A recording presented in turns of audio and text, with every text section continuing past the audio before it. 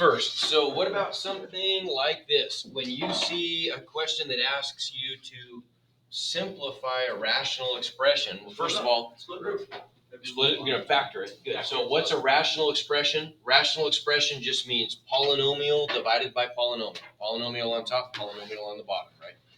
And the way we simplify those is to break them into factors on the top and the bottom to see if any factors will cancel. Okay. All right. So factoring top and bottom. If they factor, they're going to follow our normal trinomial template. Our variable is y, so we'd end up with y's in all those places. Start off with the sign game on the top. We need magic numbers that multiply to a positive and add to a negative. So what are the signs? Minus, minus. And same thing on the bottom, right? Yeah. So we just need numbers now on the top that multiply to 54 and add to 15. Add to 54. 6. 7 times Multiply to 54, add to 15. I think I've heard them. 96. Oh, 96. Okay, what about the bottom? Numbers that multiply to 48 and add to 14. 6 and 8. 6 and 8. 6 and 8. Okay, so now that we've got it factored, before canceling, I need to write down my exclusions to the domain. What are the values? 6 and 8. 6 and 8. How would you get 6 and 8? Because you have opposites and on the denominator. Okay, good, because the rule that we can't break is we can't divide by 0, right? So any value of y that would make the denominator 0, we have to exclude. How many, show me with your fingers, how many factors are in the denominator? 2, right? How many factors have variables in them in the denominator? 2, right? Okay, so if I have 2 factors in the denominator that have variables, I should get 2 exclusions, right? So I know that the product of those 2 factors equals 0 when either one of the factors is 0. The only way I can multiply stuff to get 0 is by multiplying by 0. So what's the value of y that would make my first factor 0? Positive 6, so that has to be excluded. What's the value of y that would make my second factor 0? So I must exclude those. Good. Anything I can cancel? The 6 is. There you go. And so we end up with, on the top, a single factor by itself. Y minus 9, y minus 8 by itself on the bottom. Okay? Good? That's what it is, man. All right. Pretty easy math, you know what I'm saying? Shut up, Nick. Hey. Okay, what about multiplying? Multiplying means we multiply. The easiest thing you can do with operations with rational expressions, because you just multiply straight across. Piece of cake. Okay, so when we multiply straight across, we can make one big fraction bar. Our first numerator, can I factor that any further? No. No, but I'm going to put parentheses around it. Write it as a factor. Right. How about my second one? I could take out a 5, which leaves behind what? X plus 3, 7. Okay, denominator. How about this one? Well, that should be X and times X plus 7. We're gonna say 7 again. There we go. And how about that one? Take out a 5. Take out a 5. Take out a 5. X minus 2. Good. Exclusions. Whoa, we can cross them all out. Okay, so we cancel a lot out. But before we do that, we need exclusions. Okay, show me with your fingers how many total factors in the denominator? 4 total. How many factors with variables? 2. So how many exclusions do I need? 2. Wait till the answer, pal. Okay, what are they? -7 and positive 2. There we go. Okay, what can I cancel? Let's see. X minus 5, X minus 2, 5. Your answer is 1/4. 1 cold. There it is. Okay. All right.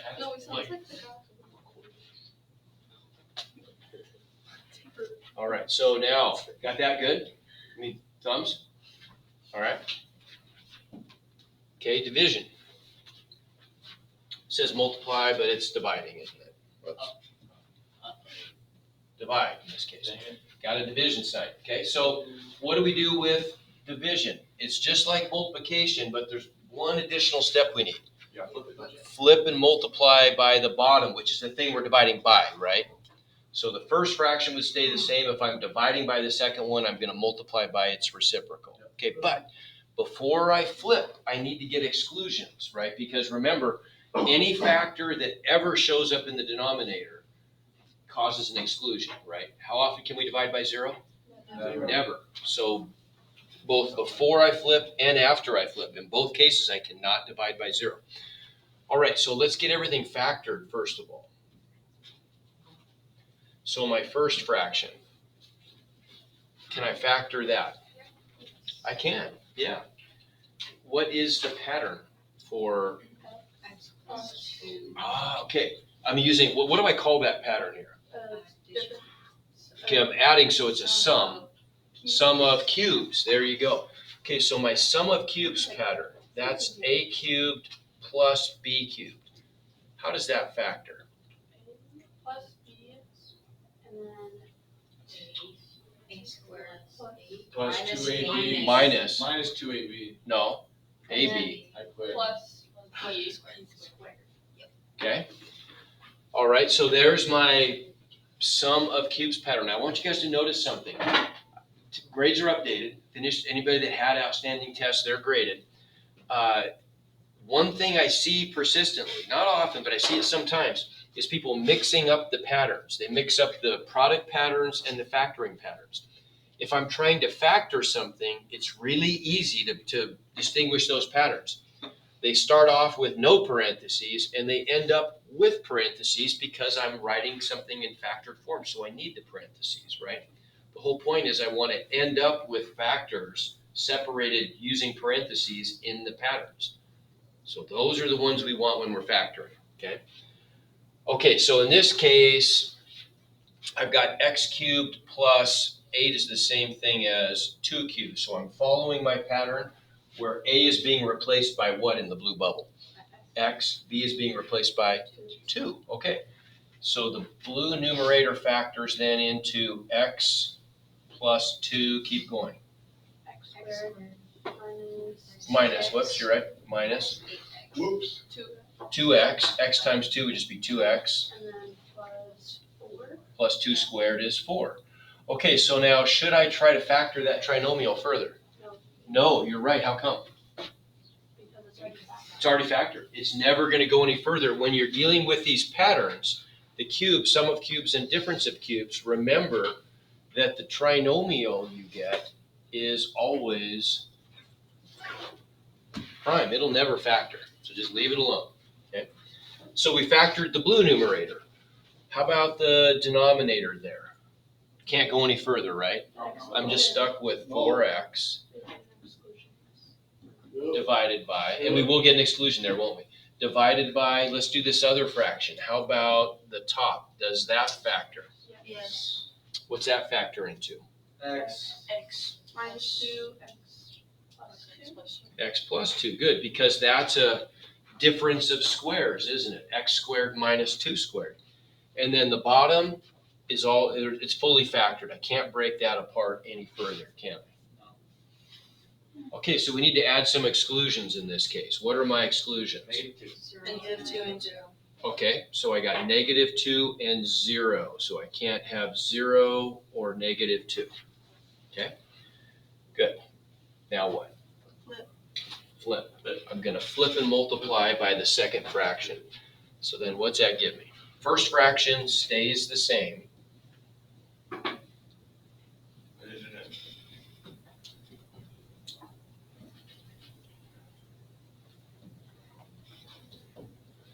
Times the reciprocal of the second fraction.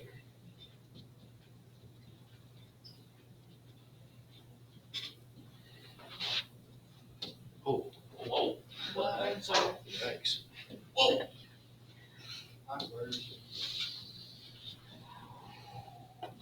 Because I'm multiplying, remember, I can just extend my fraction bar, right? Because I'm just multiplying straight across top and bottom.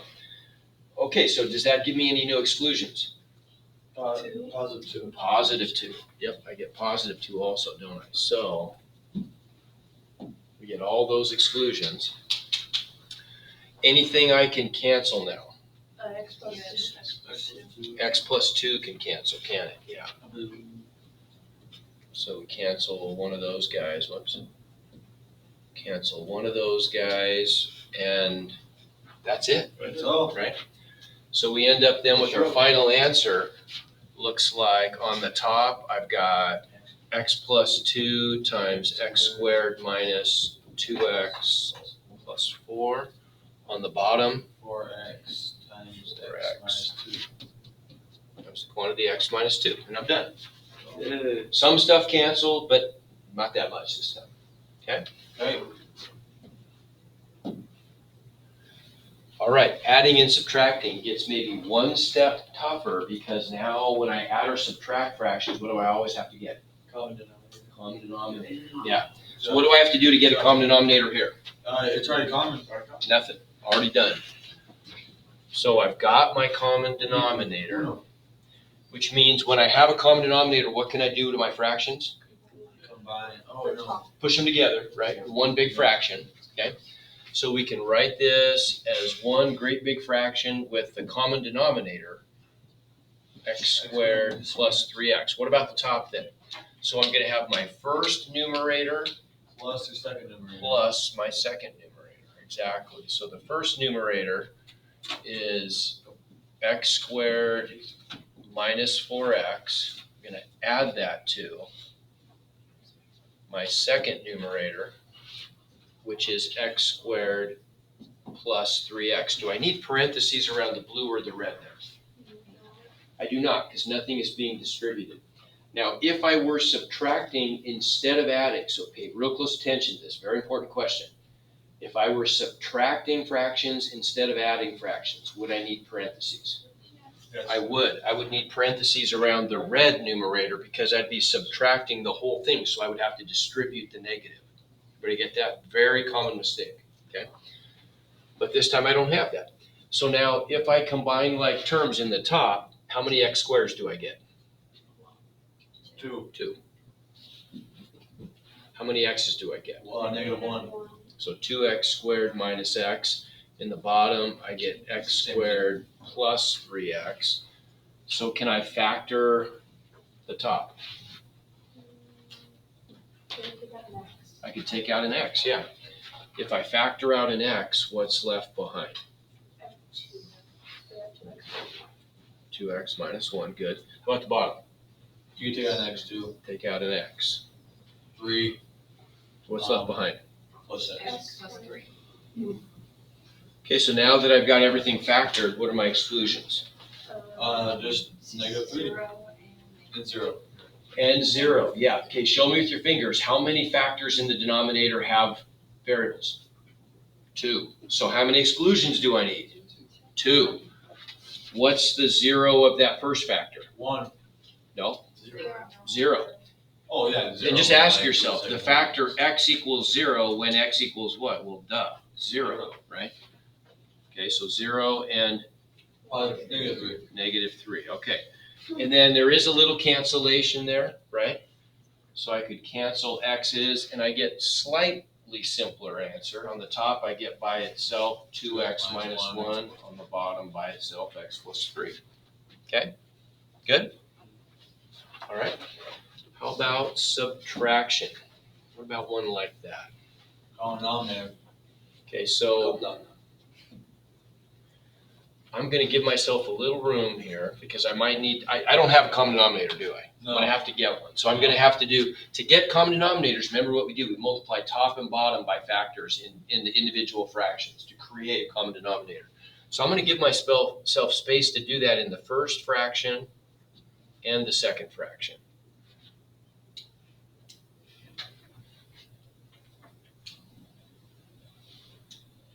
Okay, remember what the common denominator is. It's going to be the product of all the different factors that show up in all of the denominators. It has to be the same in both, right? Both fractions have to have the same factors in the denominator. So we just ask ourselves, in our first denominator, am I missing any factors from the second denominator?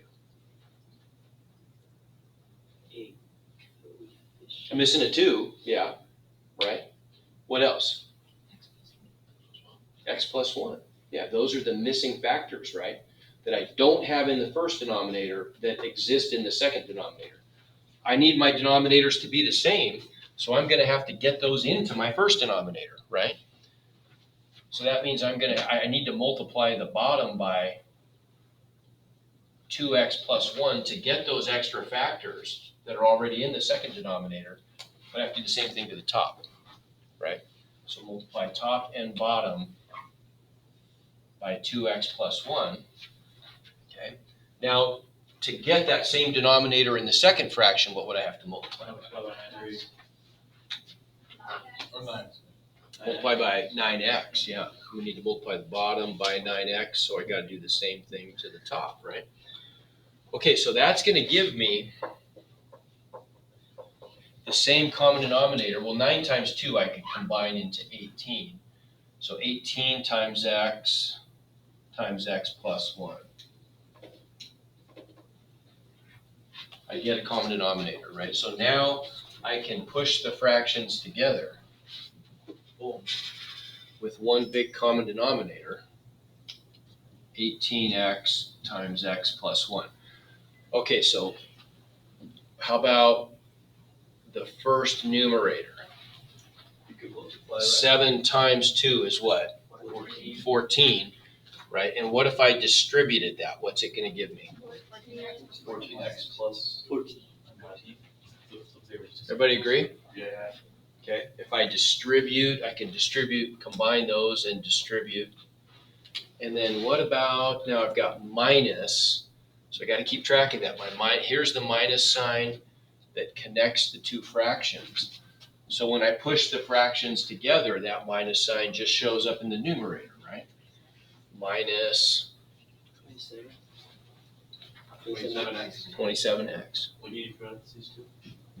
Yeah, I mean, I would, but it's only a monomial, so there's nothing to distribute. But if there were multiple terms, I would have to have parentheses, okay? All right, so then what's that give me? If I combine like terms in the top, I've got 14x plus 14 minus 27x. If I subtract 27x from 14x, how many x's do I get? 13. Negative 13, yeah, so I get negative 13x plus 14, or we could even put the 14 first and then subtract the 13x if we wanted. And in the denominator, I've got my 18x times x plus 1, okay? Does the top factor at all? No, nothing I can do, right? There's no patterns because the x is to the first power. It's not squared or cubed or anything, right? And there's no GCF, so I can't cancel anything. It's fully factored. How many factors in the denominator have variables? 2. So I need how many exclusions? 2. What are they? 0, negative. Good, and that's my answer. Okay. Good? Ooh. All right. I got lost. Okay, adding. So That should. Drop the common denominator. we need a common denominator, don't we? Common denominator. Okay, we need a common denominator. So what am I going to have to multiply first fraction by top and bottom? X plus 5. X plus 5, yeah, right? Makes sense? X plus 5. So I'm going to put parentheses around this, and I'm going to multiply both the top and the bottom by x plus 5. Okay, good. How about the second fraction? X minus 6. I'm going to multiply both the top and the bottom by x plus 6. Okay, and that gives me a common denominator. Wait, x plus 6? Minus 6. Oops. I like you. Good looks. So my common denominator is x plus 5 times x minus 6. What would I have to do on the top? Distribute the 2x. Yeah, I'm going to distribute the 2x. And that's just going to give me what? 2x squared plus 10x. Okay. Plus, so I'm pushing my fractions together, so that plus sign that connects the fractions now goes in the top.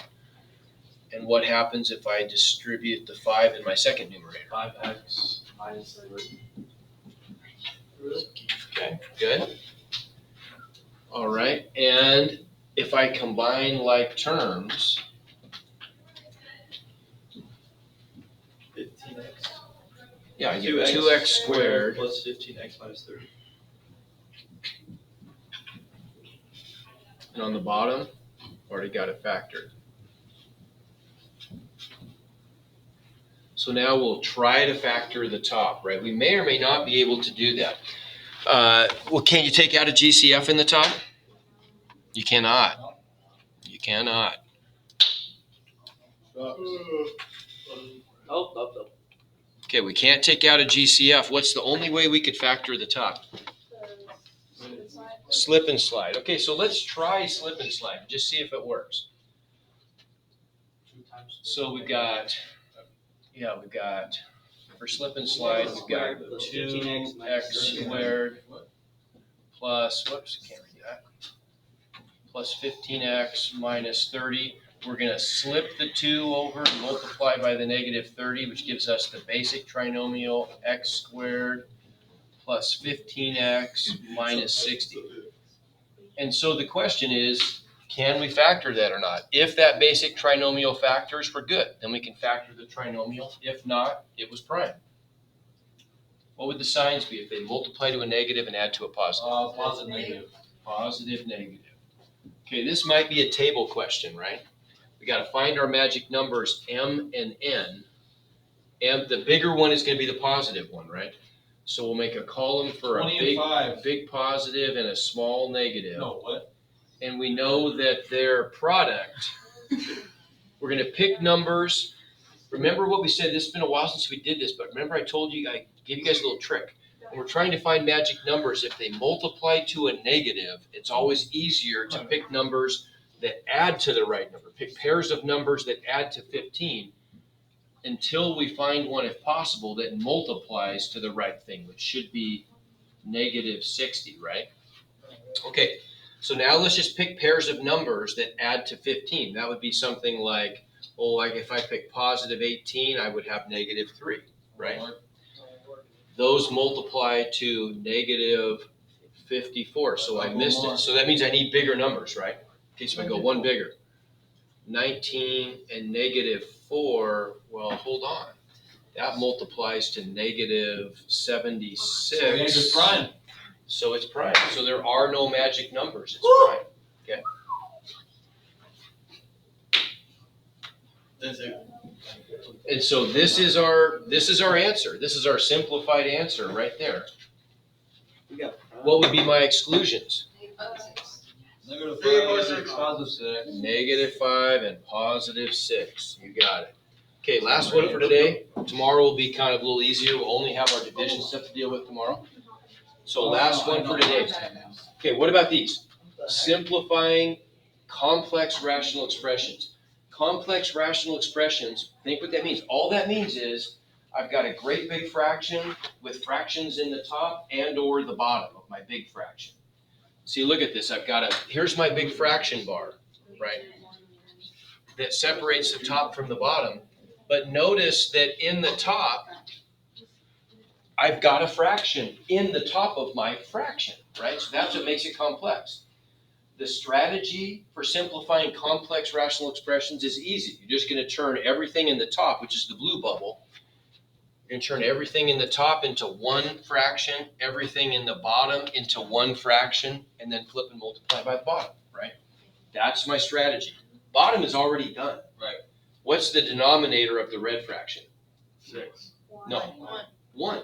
There isn't one, so we make it a 1. Oh, the denominator. I was thinking of Okay, so the denominator. bottom part, check, it's done. But the top one is not. The top one I have to combine like terms there. I have to combine terms. So when I'm adding fractions or subtracting fractions, that means,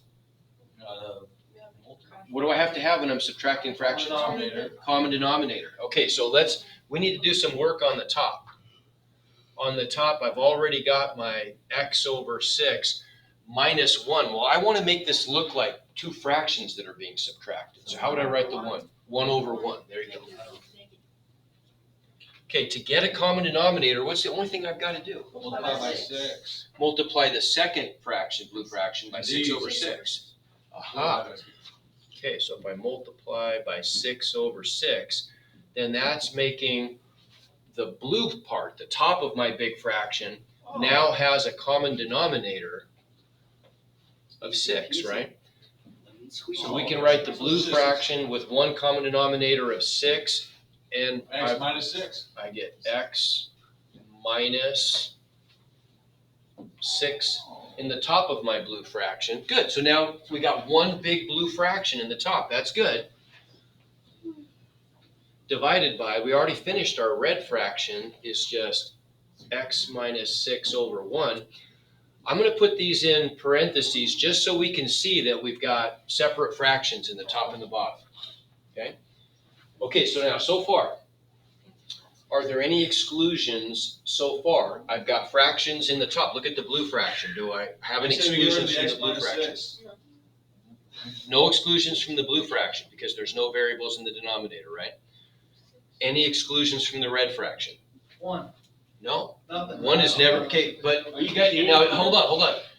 You're throwing out some numbers, but how come 1? Why would 1 be, how come you're thinking 1? Just because it was on the denominator. Okay, because it's in the denominator, But but, there's no variable. right, and remember, exclusions come from values that make the denominator 0. The rule that we can't break is dividing by 0. How often is 1 equal to 0?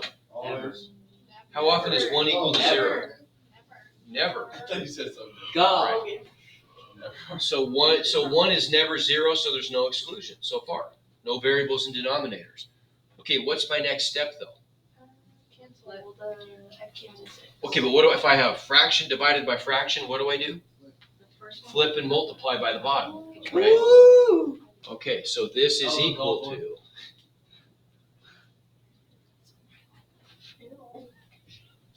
x minus 6 over 6 times the reciprocal of the red fraction, which is 1 over x minus 6.